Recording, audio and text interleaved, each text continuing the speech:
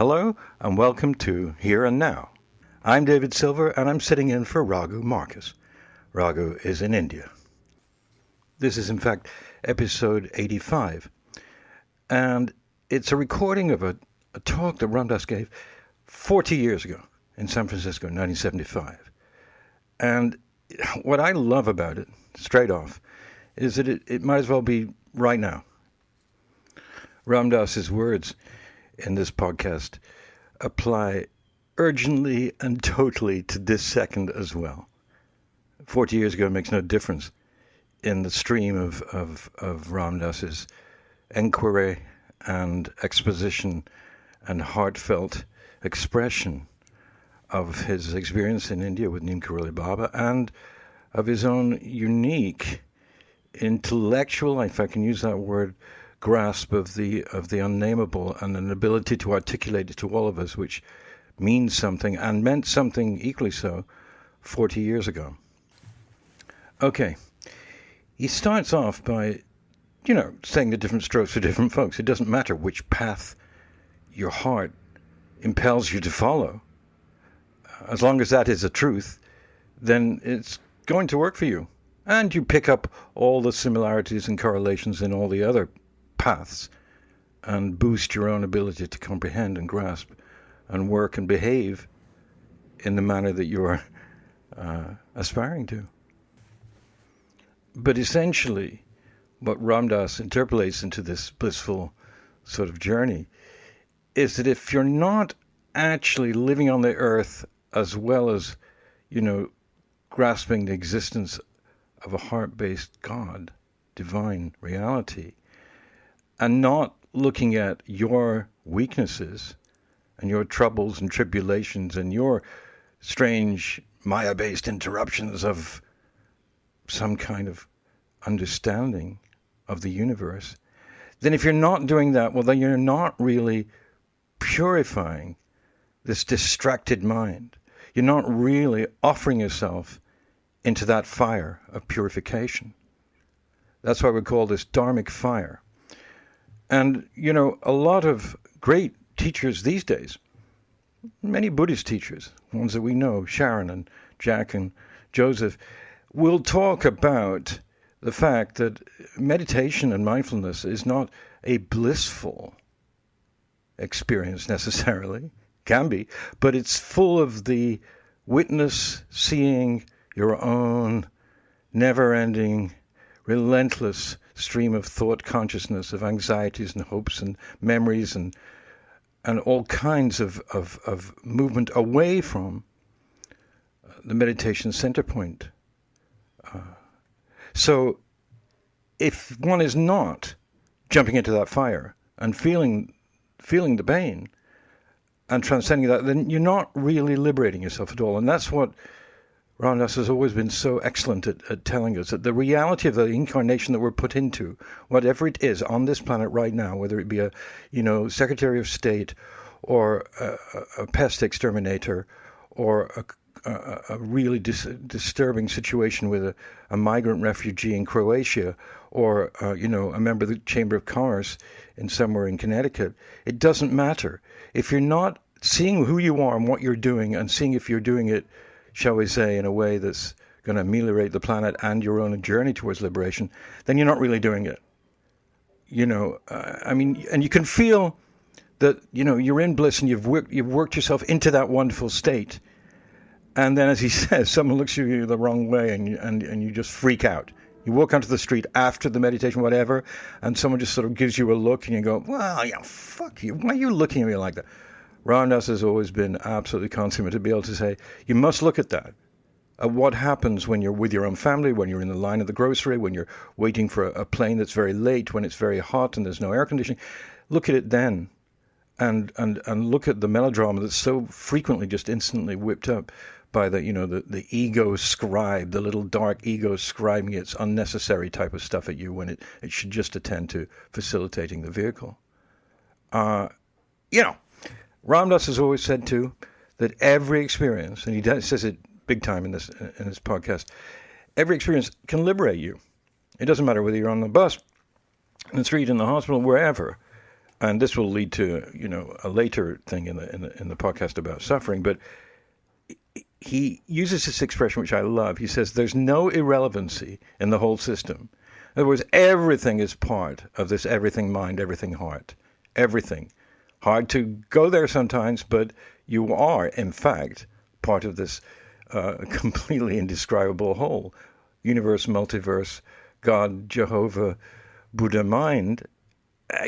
There's no irrelevancy in the whole system because of its continuing growth, even though it's hard to see. So, basically he's saying, once you awaken, you can't go back to sleep. And much of the time I want to go back to sleep, just like in so-called real life in the morning in my apartment. You want to go back to sleep. You don't want to wake up and face the world. But in terms of the spiritual trajectory that Ram Dass is describing and creating for many people, once it's happened, you're not going back. You'll have bursts of really dozing and snoring, but you will go back, he says. In this podcast also, he speaks so eloquently about gurus, bodhisattvas, saints, teachers, helpers, and kind of emphasizing that they speed up the journey for us. They're there, and if they choose to take us or we choose to take them on, whatever that dynamic is, they will speed up the journey, the Dharma, the Dharmic path, finding it and staying on it, he gets into the fact that you've been asleep for millions of incarnations, wanting stuff, desiring stuff, jealous of people, making big mistakes, being violent, whatever, fighting off death because you don't want to. All of those there, all that, what he calls the incarnational awakening process, and it can all go on and on and on. And then one day in one life, the veil is rent, as he puts it, and you see something, and then it's all or nothing, and you build towards that. So, another thing Ram Dass gets to in this 1975 talk, think about that, 1975, what were other people doing then? He stresses acknowledging every plane of existence. With whatever karma you have, whatever you are, you can look at it and say, that's my incarnation, that's it. It maybe is not it, but it is what I'm dealing with right now. It's my vehicle. He says, acknowledge every lane of it. The physical, everything about it. That it's all part of it. There's a paradox in here. It's all part of a formless ultimate, sort of, but we see form. And that's a paradox he explores here. One of the most beautiful parts of this podcast is truly his sort of explication of the horror of suffering. But who are the sufferers, and why do we suffer, and how do we get freedom from it? And how is it still perfection with suffering in it? These are pretty fundamental questions. He talks about that a lot, and about finding the equanimity of Buddha mind, you being that, you practicing being that. He doesn't actually use the expression loving kindness, metta, in this podcast, but later he would use that a lot. Finding that kindness and finding that clarity and not avoiding your own strange disparities within this particular, karmic incarnation you find yourself in, being able to look at it and witness it and go, okay, I see what I'm doing. I may do it again, but I see what I'm doing now. That kind of thing. The ultimate part of this, he says, being to clean yourself of all clinging. You've got to do that. Non-attachment is all that is. But it's one thing to say it, it's another thing to do it. But he insists in this podcast that you either liberate yourself or you get more entrapped. Maybe you're so too involved in the temple or the church or the meditation room or whatever that you think that that's it. When Ram Dass explains gently but firmly that is not it. The way is not it. It is it, but it is not what the river flow. When the river flows into the real sea, that is not it. So this whole podcast is really about jumping into that dharmic fire, and it's brilliant, Ram Dass. Before I leave you, I just wanted to say that if you're listening to this, check out the book Love Everyone that Parvati Marcus put together, a book of all the Westerners who actually had darshan with Maharaji Nimkaroli Baba and their words. Check it out. You can pre-order it now. If you go to ramdas.org, there's a banner at the top. And you can pre-order it, and it's well worth it. It's really, it takes you right there. It's immediate. It's kind of multiple sort of vicarious darshan experience. It's great. So, you can get it anywhere, but check it out on ramdas.org, what you can do now before it actually comes out. And it comes out on November 10th. You'll get it in bookstores and virtual stores everywhere. It was a joy doing this for you, and please enjoy this podcast from 1975. See, what you want is a function of where you are on this journey. At the beginning of the journey, you want to feel peace and to feel spiritual connectedness, and you take your strengths and you work with them. Like if you've got a good mind, you do jnana yoga, you study, and work on intellect beyond the intellect. If you've got a nice heart, you sing to Krishna. If you're kind of lazy, you just sit and meditate. Okay? You work with your strengths. Okay? If you're a very active person, you do hatha yoga. Okay? But when you get really on with the journey, all you want to work with is your weaknesses. You want to make the fire so hot, you want to be able to do as Sita does in the Ramayana, to stand in the middle of the fire, and you are so pure that nothing burns because there's nothing left to burn. That's the sacrifice. That's the offering of yourself into the fire. That's what the process of transformation is about, finally. And when you get to that point, you are just looking for the hottest flame all the time. That's when if somebody irritates you, you're delighted because they're showing you where your stash is. Okay? Because it's very easy to hang out with everybody that's smiley and nice, and aren't we having a wonderful time, and isn't it beautiful, and we all love God, and isn't that great?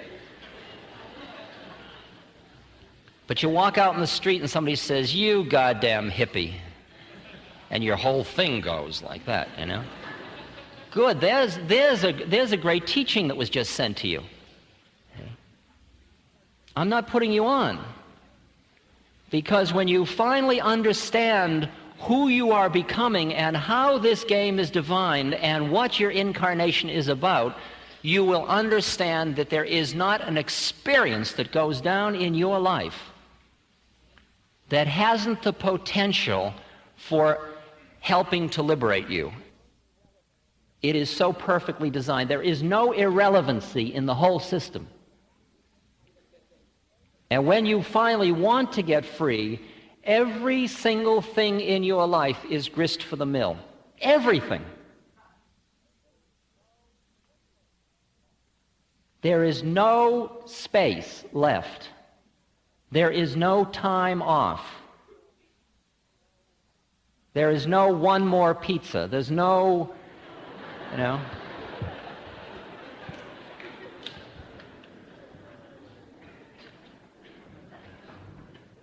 That's the joke I always, for those of you that are new to this game, of trying to get one more sense trip of just being the eater of pizza. Just forget it. I just want a pizza and I want to just enjoy it. Forget all this spiritual stuff and God and all this crap. I just want to eat a pizza. Just one pizza. Is that too much to ask, And I sit down and the pizza's perfect. It's really the essence pizza. Okay. It's extra cheese and everything, And I take the first bite and I'm just in my total and the voice inside of me says, "Eating pizza."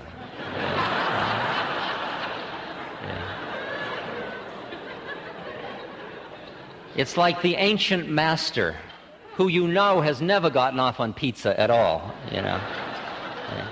Now I realize that he's just a sakrachana old man, and I say to him, "That's your problem, baby," and I eat my pizza.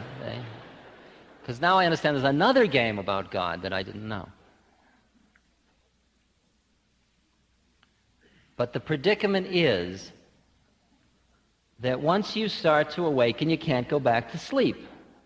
and you will try with all of your ingenuity, I absolutely assure you. See? That is what's called the phony unholy, see, that I was talking about. The people that are trying to hold on to sleep, but they've awakened. Okay? Because what lies before you is the fire. And burn, baby, burn, because you're going to. Okay? You may put it off for an incarnation or two. Because you see, God doesn't care.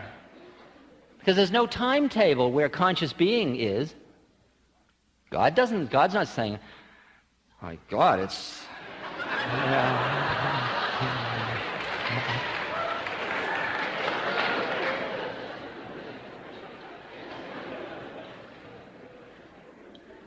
It's you that suffers, not God.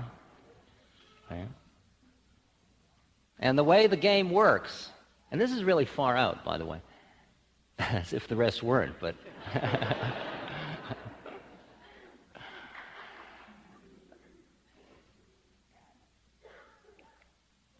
that it turns out that it is your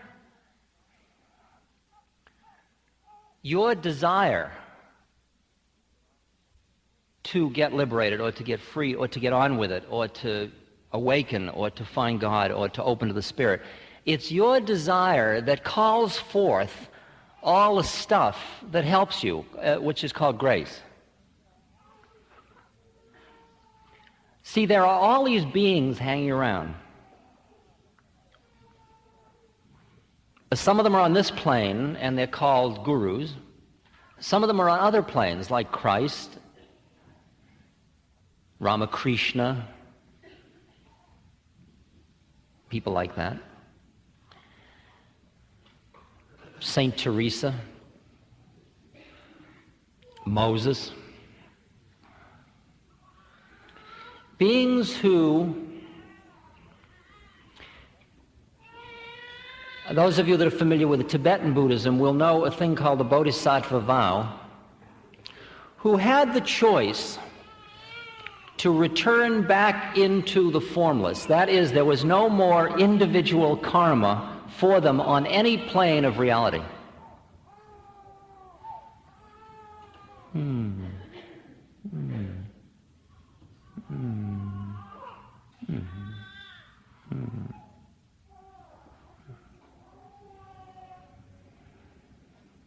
And those individuals chose, instead of returning back in, to stay in form. That is the real sacrifice, by the way. And later I'll explain a little more about what those experiences are like, or what that process is of merging back into God, which is beyond the concept of God, which is where Buddhism and Western religions come together.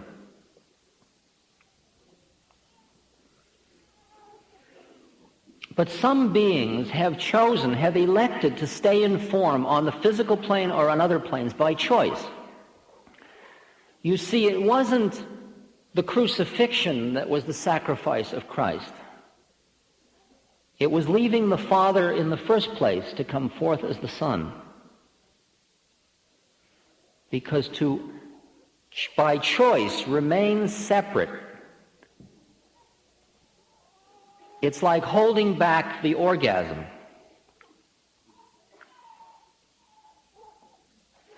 That is, and the reason that is done by such a being, since there is no more personal karma, is because of compassion, which is another word for love, which is another word for identity with collective karma or collective suffering or the condition of all forms. Such a being stays in form only to liberate other beings. And just as at 4:30 in the morning every morning, Buddha would look out over the Buddha fields to see who was ready, who had the hand up, so it is that with all of these beings, it's like when Christ said, where a few are gathered in my name, I come. Where you call, that draws such a being towards you.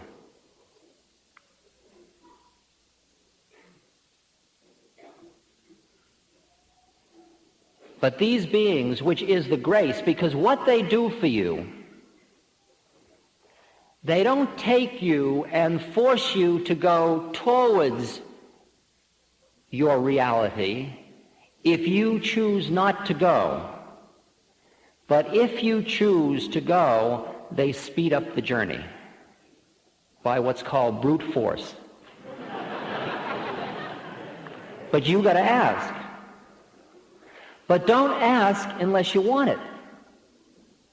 Because if you ask and then don't want it, you create much heavier karma than if you hadn't asked at all. Because to know and to have the opportunity and have the grace and then turn your head away, those choices that come from knowledge, not from ignorance, create a very different kind of a karma than choices that come from ignorance. Because before you saw through the veil, even a teeny-weeny bit, you were just a determined mechanical entity working out karma, totally asleep through it all. Birth after birth, after death, after birth, after death. And each time you died, you fought against dying. Don't let me die. Doctor, transplant, freeze, amputate, whatever you need to do, but keep me alive. Because all that time you are basically a philosophical materialist, and when you're dead when you're a materialist. And then you're dead. And then a voice says to you, hello. And for thousands of births, when you heard that voice, hello, you said, well, I guess I'm still alive. And they say, no, you're dead. And you go into total confusion at that point, which is called purgatory in one system. And you stay totally confused through all the bardos and all the whole shtick in every system until you are totally programmed back into the next round. And again, you come in, you are born in, and by the time you're even born, the veil's already descended, and you're busy being a baby. Yeah. And then you're busy growing up and getting old and sick and decaying and dying and protesting against dying, and everybody says, don't leave us, and you die, and you deny the death, and you wait and come back again. But then, somewhere along, round and around and around and around, the wheel of the Dharma, the wheel of life and death, you come to one life where in the middle of the life, something happens and the veil is rent just a bit, and you stick your nose through or peek through with one eye. Wow! It isn't like I thought it was at all. I'm not who I think I am. And that little peek, which could be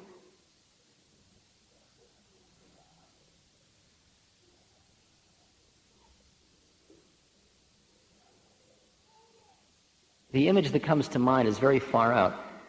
Some years ago, I was at the Fillmore Auditorium one night when the Dead and the Jefferson Airplane were playing in the height of the Haight-Ashbury time. And I went into the men's room, and there was a guy that came in who was on acid, as most of us were. And he had been obviously with a lot of friends, and they've been having a speedy time and lots of music and external stuff. And he went over and he stood by the urinal, and he had to wait to pee. And in that moment of waiting, I looked at his face, and there was a look of total, it was that moment when it opened. See, he didn't want that moment, but he had to wait because his sphincter wouldn't open fast enough. And in that moment, he saw it, and I saw him freak completely, give up peeing and go running out, right? Back to find his space. It might take him lifetimes to acknowledge what happened to him at that moment. Because, as that statistic fascinating statistic in the New York Times about a year ago in an article called Mysticism in America, a study by some Catholic professors, and it showed that 2/5 of the American population reported having a mystic transcendent experience. That's over 40 million people. But of a sample of them, 85% said, though it was the most powerful experience of my life, I never want to have another one.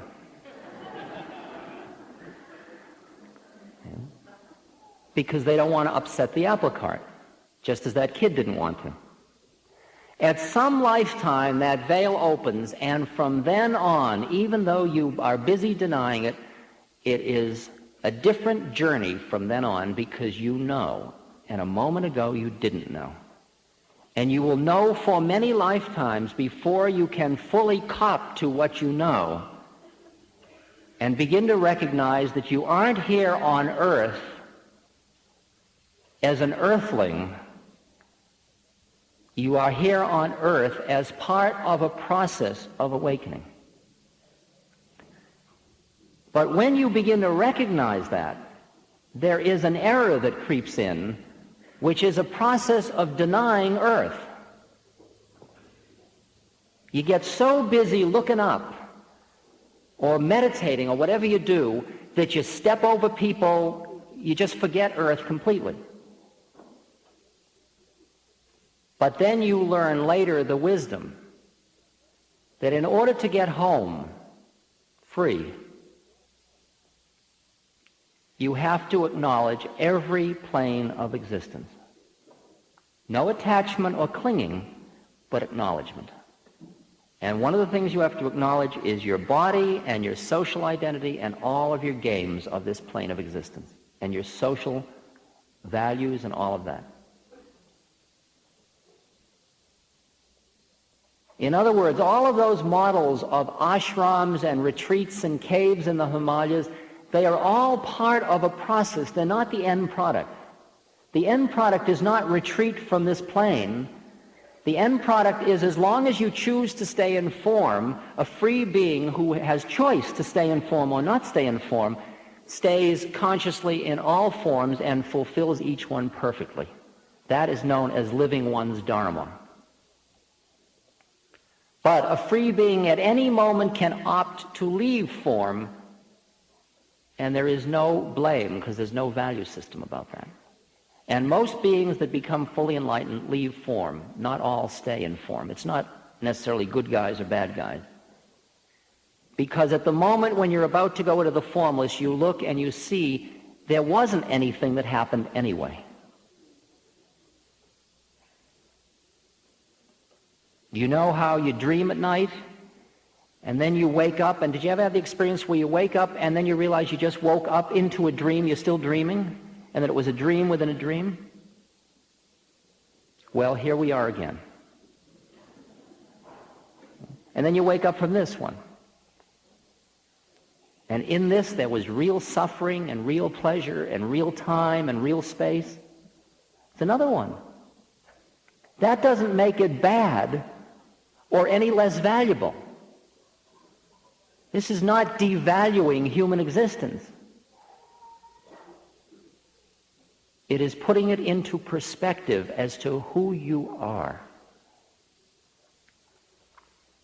And what you are in truth is nothing less than God. You are God manifesting yourself as separate and ultimately awakening to the fact that you have been living out a dance of mind created by your own mind. And to appreciate the exquisite beauty of the laws of the universe, whether you approach them through the Kabbalah, whether you approach them through geometry, whether you approach them through the Torah, which way, through Egyptian hieroglyphs, whichever way you approach them, it is awful, it is breathtakingly exquisite as to the perfection of the design of it all. And this is the paradox that is the hardest one to live with. And after this one, we'll do some music and flip the space. The paradox is that when you have seen through and seen,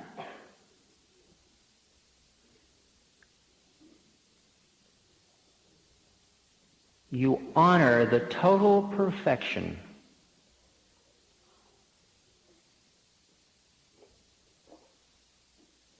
that lies within all form. You can call it the divine plan, you could call it the perfection of God. There are many names for it. You can call it the Dharma, the way, the Tao. You could call it the Tao if you want. They're all at it from slightly different angles. The I Ching touches upon it, the natural law of things. You see the perfection of it all, including the suffering, including the pain, the violence, the starvation, all of it. But if you get lost only in that channel, you are not free. That is, in poetic terms, looking up and seeing the pure white snow on the peaks of the Himalayas, but forgetting to look down and seeing the blood on the snow that is the bleeding heart of the Christ.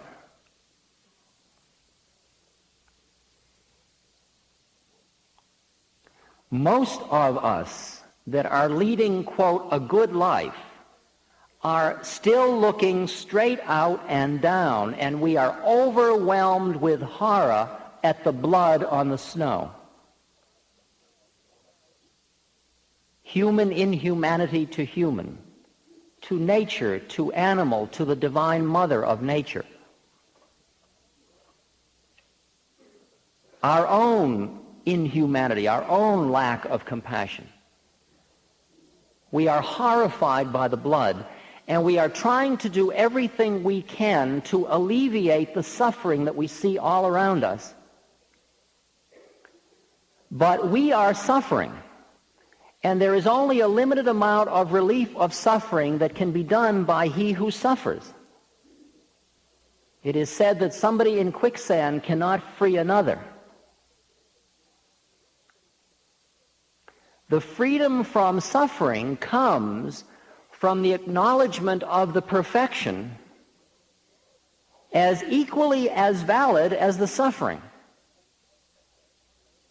So that simultaneously you exist on this plane doing everything you can in every way to relieve suffering, but you yourself are not suffering because you are perfectly aware of the perfection of it all, including the ways in which you suffer. And that perception releases you from identifying with that in you which is suffering. You don't deny it. There is suffering, but you aren't suffering. You. A soul, that awareness, that perfectly clear awareness is not suffering. It's the attachments that create the suffering. Because you aren't formed to begin with. And a free being, if they give you food, there's nobody in there saying, I'm giving you food. So there's nothing in that act of giving the food which pushes people apart, which is the problem about giving and receiving. That's why Patanjali says, no giving and receiving. Not that there isn't giving and receiving, it's just that you don't get hung up in attachment to being the giver or the receiver. In other words, the conscious being lives fully on this plane, totally compassionate to all of the suffering and the ways of releasing it, at the same moment is perfectly equanimous, perfectly tranquil, perfectly a statement of the Christ consciousness of the Buddha mind, of that absolutely empty, full love, that diamond crystal clear space. And it's not an intellectual witness, and it isn't centered. You are that. You are that, and at the same moment, in the doing of nothing, because there is nothing to do because nothing happened, all of the stuff is happening through your forms and planes of existence and reality, which exist on many planes simultaneously.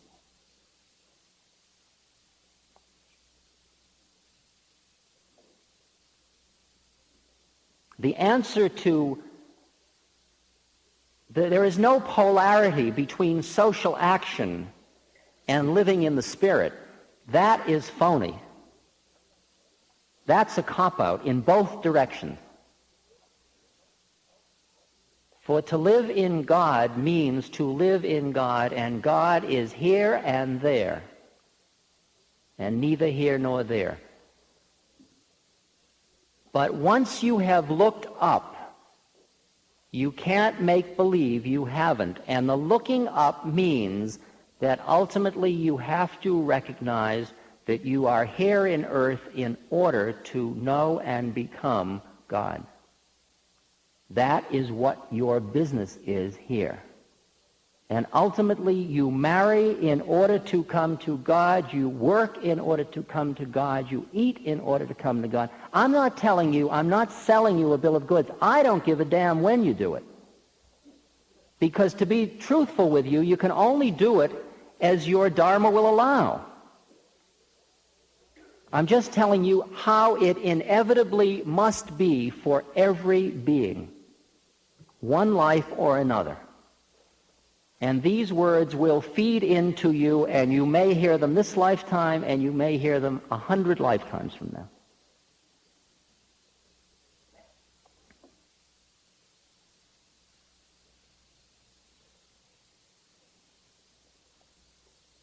Because ultimately, nothing of the world has a pull to pull you away from your business, even though you stay in the world and do what you must.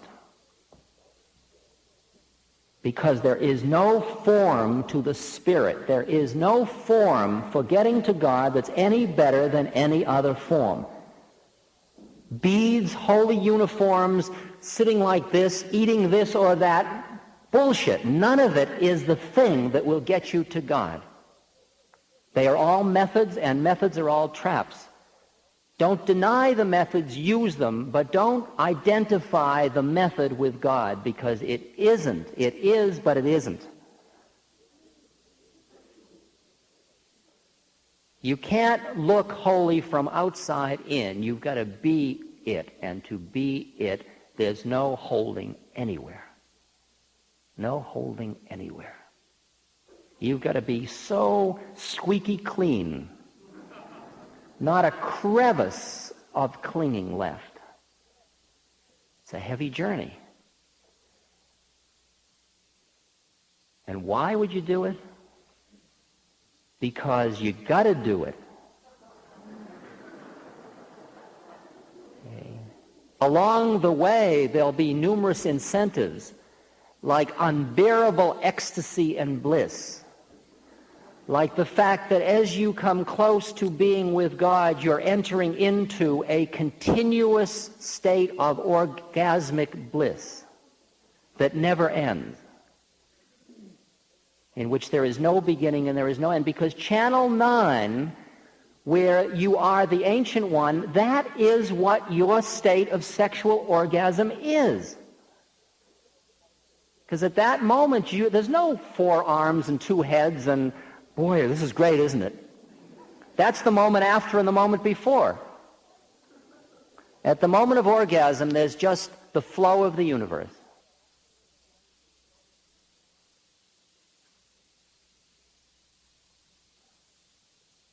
But the problem with sex is that that one is in time. And ultimately, it's not bad or good about sex. Sex is just what it is on what planes it is. It is only ultimately that something more pulls you.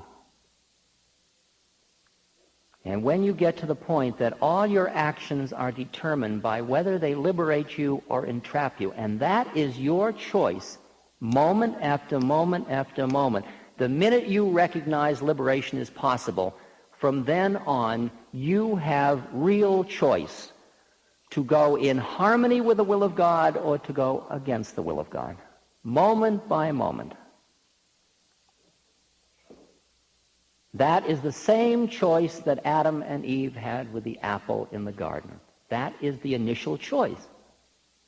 The choice to go away from the Tao or to go into the Tao. The mind, the intellect, is based on separateness. As long as you identify with your intellect, you are stuck in dualism. As long as you're stuck in dualism, you are out of the flow. When you are in the flow, your mind is your servant, and you can use dualism because you are not dualistic.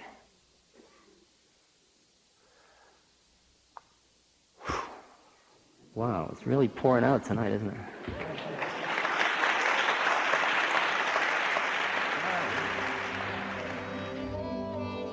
This podcast is brought to you by the Love Serve Remember Foundation and ramdas.org. We appreciate you listening, and we appreciate all the support that you've given us. Please continue that support and donate at ramdas.org. We can then continue to share what Ram Dass has been sharing for all of these years. Thank you.